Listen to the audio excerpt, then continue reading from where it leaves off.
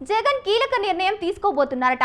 బలంగా ఉన్న కూటమి ప్రభుత్వానికి సవాలు విసిరేలా సరికొత్త స్ట్రాటజీను ఎంచుకోబోతున్నారట. ఒకే దెబ్బకు రెండు పిట్టలనేలా వైసీపీ ఊపు తీసుకుని రావడంతో పాటు కూటమి ప్రభుత్వానికి కూడా జలక్కివ్వాలని నిర్ణయించుకున్నారట. ఇంతకు జగన్ ఏం చేయబోతున్నారు, ఆయన స్ట్రాటజీ ఏంటని తెలియాలంటే ఈ స్టోరీ చూడాల్సిందే.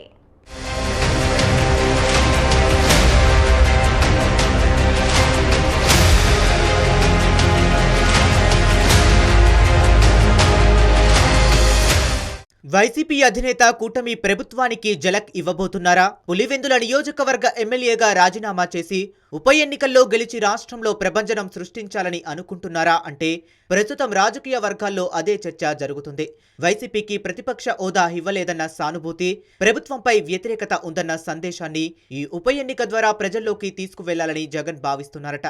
జగన్మోహన్ రెడ్డికి ఆత్మీయుడైన కేసీఆర్ పార్టీ బీఆర్ఎస్ జూబ్లీహిల్స్ ఉప ఎన్నిక ద్వారా కాస్త ఊపు తెచ్చుకుంది. ఫలితం ఎలా ఉన్నా ఇన్నాళ్లు డీలాగా ఉన్న ఆ పార్టీ కార్యకర్తలు మాత్రం యాక్టివ్ అయ్యారట.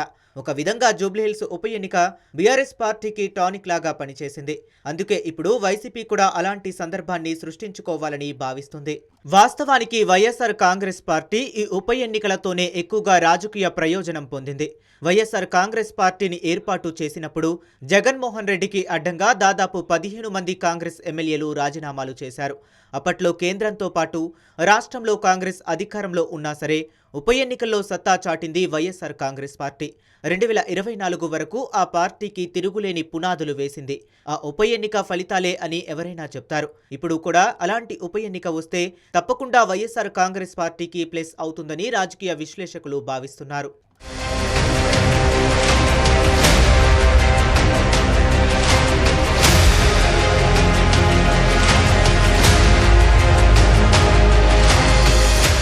మరోవైపు కూటమి ప్రభుత్వం బలంగా ఉన్న సమయంలో వైఎస్ జగన్మోహన్ రెడ్డి అంత సాహసం చేస్తారా అనే అనుమానాలు కూడా ఉన్నాయి.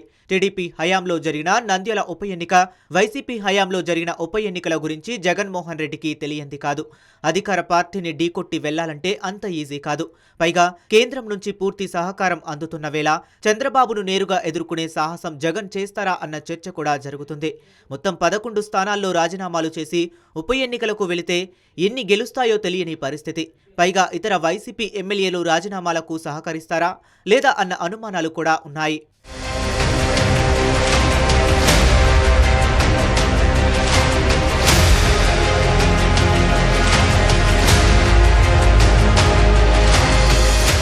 వైసీపీ గెలిచిన 11 స్థానాల్లో రిజర్వు సీట్లే ఎక్కువగా ఉన్నాయి. ఇప్పటికిప్పుడు ఉప ఎన్నికలు జరిగి వైసీపీ గట్టి పోటీ ఇచ్చి గెలవాలంటే కేవలం 2 సీట్లు మాత్రమే కనబడుతున్నాయి. వైఎస్ జగన్ గెలిచిన పులివెందుల ఒకటి కాగా, మరొకటి పెద్దిరెడ్డి రామచంద్రారెడ్డి గెలిచిన పుంగనూరు కాగా, ప్రభుత్వ వైఫల్యాలను రెఫరెండంగా తీసుకుని జగన్మోహన్ రెడ్డి పులివెందుల శాసనసభ సభ్యత్వానికి రాజీనామా చేసి ప్రతిపక్ష నేత హోదా ఇవ్వలేదని కారణం తాను రాజీనామా చేశానని ప్రజల్లోకి వెళ్లవచ్చు. అయితే పులివెందులను పూర్తి స్థాయిలో నమ్మి జగన్ బరిలోకి దిగాల్సి ఉంది. ఇటీవల జరిగిన పులివెందుల జెడ్పీటీసీ ఉప ఎన్నికలో వైసీపీ అభ్యర్థికి డిపాజిట్ కూడా రాలేదు. మరి ఇలాంటి సమయంలో జగన్ ఇంతటి సాహసోపేతమైన నిర్ణయం తీసుకుంటారా అనే చర్చ జరుగుతుంది.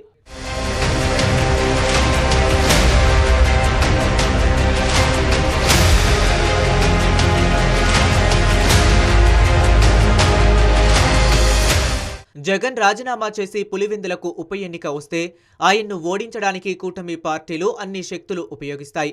జగన్ను రాజకీయంగా పూర్తిగా సైలెంట్ చేయడానికి ఆ అవకాశాన్ని ఉపయోగించుకుంటాయి. ఈ నేపథ్యంలో జగన్ ఒకరితో రాజీనామా చేయించి ఉప ఎన్నికకు వెళ్తారన్న టాక్ కూడా ఉంది. ప్రస్తుతం కూటమి ప్రభుత్వంపై ప్రజల్లో సంతృప్తి ఉంది. ఇలాంటి సమయంలో అలాంటి సాహసం చేస్తే తప్పకుండా ఇబ్బంది పడాల్సి వస్తుందని సన్నిహితులు జగన్కు సలహా ఇస్తున్నారట. అయితే పులివెందుల్లో బలంగా ఉన్నామని అక్కడే రాజీనామా చేసి జగన్ ఉప ఎన్నికకు వెళితే బాగుంటుందని వైసీపీ సీనియర్లు అభిప్రాయపడుతున్నారు. మరి జగన్ ఈ విషయంలో ఎలాంటి నిర్ణయం తీసుకుంటారో వేచి చూడాలి.